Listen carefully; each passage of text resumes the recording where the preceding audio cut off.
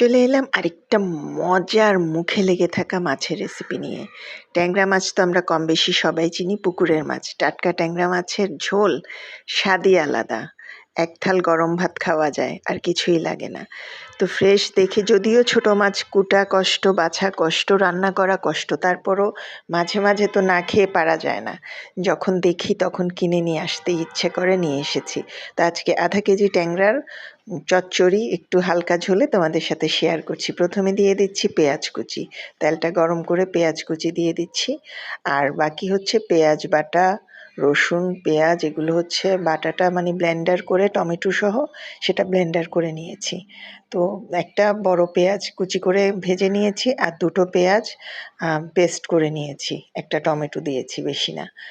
তো তারপর এই মশলা ভালো করে কষাতে হবে। মাছের মজা কিন্তু, মাছের ঝোলের মজা কিন্তু হচ্ছে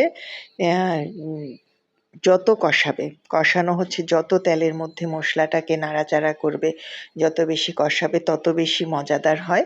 মাছের মশলা বলো, মাংসের মশলা বলো, যেটাই রান্না করো, মশলাটা কষানোর উপর হচ্ছে সব কিছু। দিয়ে দিয়েছি হাফ চামচের কম হলুদ। আমরা যেহেতু নিজেরা করি, হলুদটা একদম কড়া, তো সেই জন্য হলুদটা একটু কম পরিমাণে দিই। অনেকে হলুদ বেশি খায়, অনেকে কম খায়, আমরা একটু হলুদটা পরিমাণে কমই দিই।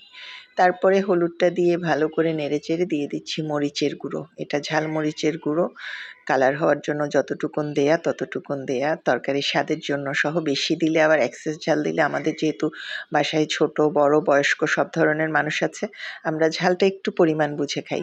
আর তোমরা ঝালটা নিজেদের মানে মুখের স্বাদ অনুযায়ী দেবে। বেশি ঝাল খেলে বেশি ঝাল দিতে পারো, সমস্যা নেই। সামান্য একটু ভাজা জিরার গুঁড়ো, খুবই সামান্য। ভাজা জিরার গুঁড়োটা দিলে একটা অন্যরকম ফ্লেভার হয়। তারপর আমরা একটু মাছে মশলা, মানে সেভাবে অতিরিক্ত মশলা খাই না। এরপরের কাজ হচ্ছে সামান্য পানি দিয়ে মশলাগুলো ভালো করে নেড়ে চেড়ে কষিয়ে নেওয়া। ওই যে বললাম, যত কষাবে তত মজা।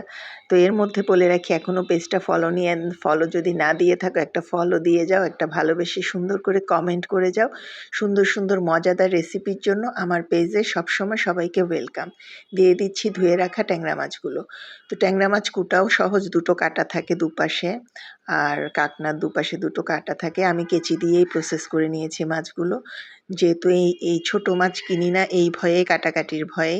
ছোট মাছ কিনা হলে দেখা যায় যে বাজারেও মানে এটা প্রসেস করে দেয় না, আর বাসায় আনা অনেক ঝামেলা, এই অনেক সময় চলে যায়। তারপর হঠাৎ হঠাৎ এইরকম বিলাসী আয়োজন করা যেতেই পারে। ছোট মাছ খাওয়া মানে আমার কাছে বিশাল বিলাসী আয়োজন। তো মাছটা একদম ফ্রেশ ছিল। খুব ভালো করে লবণ আর লেবু রস দিয়ে ধুয়ে নিয়েছি কুটা হলে। তারপর পেটের মধ্যে যে ময়লা ছিল সেগুলোও ভালো করে পরিষ্কার করতে হবে। এরপরে স্বাদ মতো লবণ দিয়ে দিলাম, আর দিয়ে দিতে হবে সামান্য পানি। যতটুকুন পরিমাণ ঝোল রাখবো ওইটুকুন বুঝে সামান্য বেশি পানি দিতে হবে, কারণ এটা এই চচ্চড়িটা একটু ঝোল ঝোল ভালো লাগে খেতে, ঝোল ঝোল ভাতের সাথে, সেজন্য একটু পানি দিয়েছি। এরপরের কাজ হচ্ছে ভালো করে ফোটানো। আর বেশি নাড়াচাড়া করা যাবে না, ছোট মাছ তো যতই ফ্রেশ হোক, বেশি যদি, যেহেতু ভাজা মাছ না, বেশি নাড়াচাড়া করলে ভেঙে যাবে। তো হালকা হাতে আস্তে করে নাড়াচাড়া করে দিলাম। এর ফাঁকে বলে রাখি, আমার ইউটিউব চ্যানেল আছে হেসেলের আখ্যা নামে, একটু সাবস্ক্রাইব করলে ভীষণ খুশি হব। তারপরে দেখো ভীষণভাবে ফুটে উঠেছে। 15 মিনিট পর তোমাদের দেখাচ্ছি। এই মাছ রান্না হতে 25 মিনিটের বেশি লাগে না, খুব তাড়াতাড়ি হয়। চুলার আঁচ বাড়িয়ে দিলে বাস, গরম গরম নামিয়ে নিয়েছি, পরিবেশনের জন্য রেডি। রেসিপি ভালো লাগলে একটা লাইক, কমেন্ট, শেয়ার দিবা, একটা সুন্দর গঠনমূলক কমেন্ট করবা, একটা বন্ধুত্ব হয়ে যাবে সবার সাথে। কেমন লাগলো, কার কার ছোটো মাছ পছন্দ, অবশ্যই জানাবা। আর ছোটো মাছকে কীভাবে, এটা যদি অন্যভাবে রান্না করো সেটাও কমেন্টে আমাদের সাথে রেসিপি শেয়ার করতে পারো। ওয়েলকাম। ভালো থেকো সবাই, সুস্থ থেকো, সুন্দর থেকো। আর এরকম মজার মজার রেসিপি সাথে পাওয়ার জন্য সাথে থাকবে সবসময়। আল্লাহ হাফেজ।